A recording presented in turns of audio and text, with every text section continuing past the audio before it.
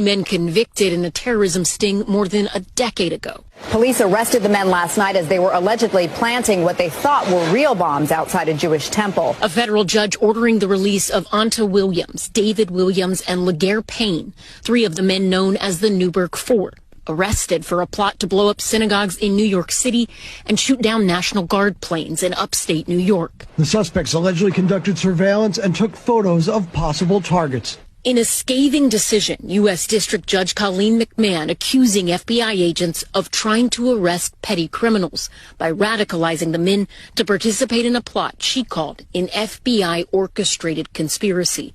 McMahon adding, quote, the real lead conspirator was the United States. That sounds like strong language, but it's just a pure description of the facts of this case. The judge also accusing the FBI of using a, quote, villain of an informant to prey on the poor, then manipulate the men to commit a fake crime in exchange for cash, materials, and even groceries. The defense is certain to raise questions about the informant and whether these men were duped. Every step of the way was all the FBI. These guys they had no driver's licenses. They couldn't find Google Maps of where these targets are that the FBI informant told them to use. I mean, they came up with not one single part of this plot. It was all the FBI. That FBI informant, Shahid Hussein, who made headlines again when a stretch limo operated by his company crashed in rural New York, killing 20 people. Manslaughter in the second degree. Hussein now serving a 5 to 15-year prison sentence for that crash.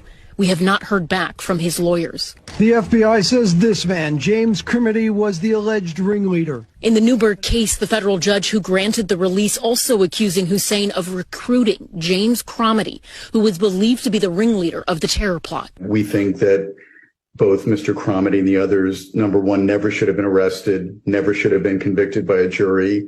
And we had certainly hoped that on appeal, many, many years ago, their convictions would have been reversed. He was not included in this compassionate release request, but the attorney who represents him says he's confident Cromedy would be entitled to the same relief. Late justice is better than no justice. As for the Williamses and Payne, their 25-year sentence is pulled back to 90 days, giving lawyers and officials time to prepare for their release, according to the judge. Their attorney hoping for more compassionate releases in the future. I think that the FBI is still doing and has been doing a lot of these unfair sting cases where they prey on mentally ill young men who really are not interested in terrorism. We've reached out to the FBI and Department of Justice, but have not heard back. Ellison Barber, NBC News.